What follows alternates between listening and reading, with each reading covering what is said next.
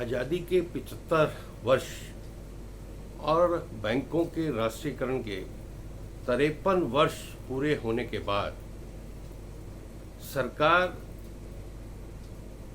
सरकारी बैंकों को निजीकरण की ओर लेके जा रही है। 1969 19 जुलाई को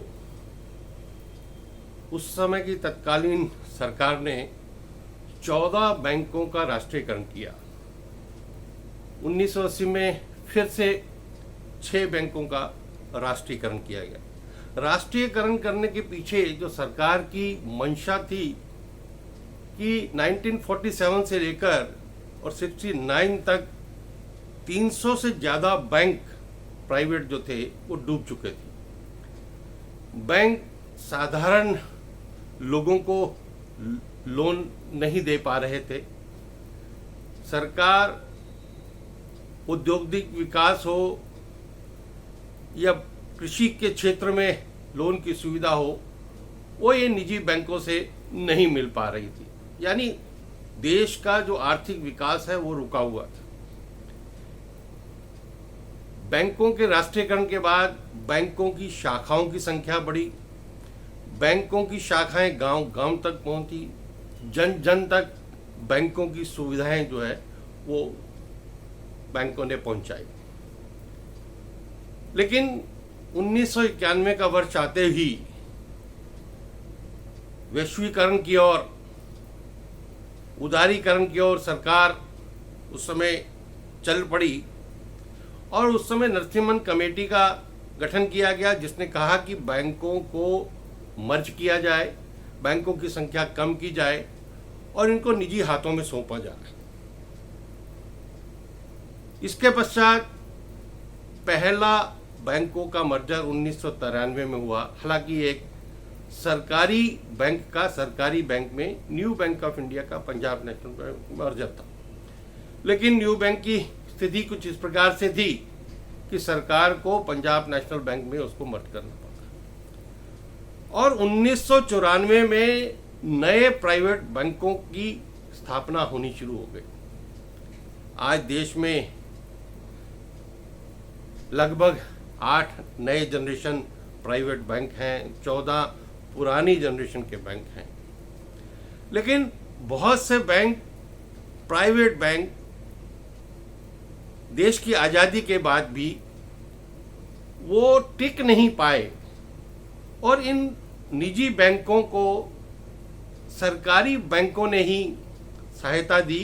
यानी सरकार ने इन निजी बैंकों को, डूबते हुए बैंकों को, लोगों की जमा पूंजी को बचाने के लिए सरकारी बैंकों का सहारा लिया।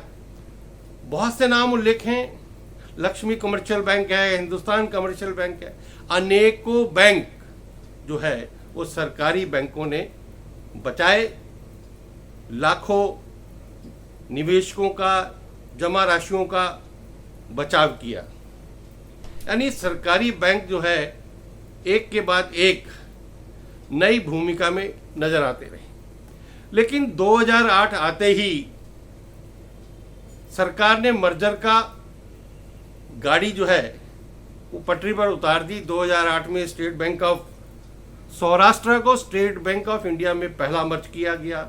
2010 में स्टेट बैंक ऑफ इंदौर को मर्ज किया गया और 2017 में बाकी बचे 5 एसोसिएट बैंक को स्टेट बैंक में मर्ज करके स्टेट बैंक ऑफ इंडिया कहा कि बहुत बड़ा बैंक होना चाहिए। उसके बाद 2019 में विजया बैंक और देना बैंक को बैंक ऑफ बड़ौदा में मर्ज किया गया। 2020 में फिर से 6 बैंकों को अलग अलग बैंकों में मर्ज किया गया। आज 12 सरकारी बैंक बचे हैं। लेकिन सरकार की गाड़ी यहीं नहीं रुक रही। सरकार को जो आर्थिक अपनी राय देने वाले लोग हैं, उनका कहना है कि आप बैंकों को पूरा निजीकरण की ओर ले जाओ, स्टेट बैंक को छोड़कर बाकी सभी बैंकों को निजी हाथों में दे दो, आप अपना जो स्टेक है वो कम कर दीजिए और सरकार बाकी 12 बचे बैंकों को भी फिर से एक बार मर्जर की ओर धकेलना चाहती है। मुझे नहीं लगता है कि मर्जर से सरकार ने अभी तक को बहुत कुछ अचीव किया हो। इतना जरूर है कि इन बैंकों के द्वारा जो देश की आर्थिक प्रगति हुई, चाहे मोदी सरकार के समय हो, चाहे जन धन योजना हो, अटल पेंशन योजना हो, प्रधानमंत्री स्वास्थ्य योजना, कोई भी सरकारी योजना इन सरकारी बैंकों के बिना पूरी नहीं हो पाई। फिर सरकार क्यों इन बैंकों को निजी हाथों में सौंपने के लिए अग्रसर है?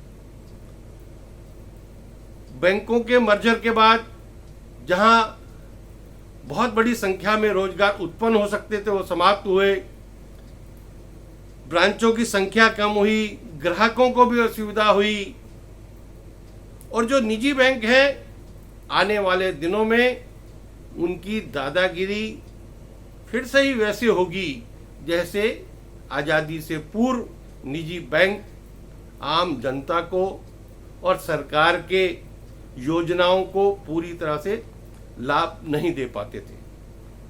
मुझे लगता है कि आज जब राष्ट्रीयकरण के 53 साल हो चुके हैं और आज़ादी के हम 75 वर्ष पूरे कर रहे हैं, तो ऐसे में सरकार को इन राष्ट्रीयकृत बैंकों को बचाने के लिए सभी स्टेक होल्डर से बात करनी चाहिए, बाकी लोगों से भी सुझाव लेने चाहिए कि जरूरी है कि आज समय के अनुसार बैंकों में कुछ परिवर्तन हो, कुछ रिफॉर्म्स लाए जाएं, लेकिन निजीकरण उन रिफॉर्म्स का एकमात्र रास्ता नहीं है। इसलिए सरकार एक बार पुनः सोचे। सरकार इस संसद सत्र में बैंकिंग अमेंडमेंट बिल भी लाने की बात कर रही है।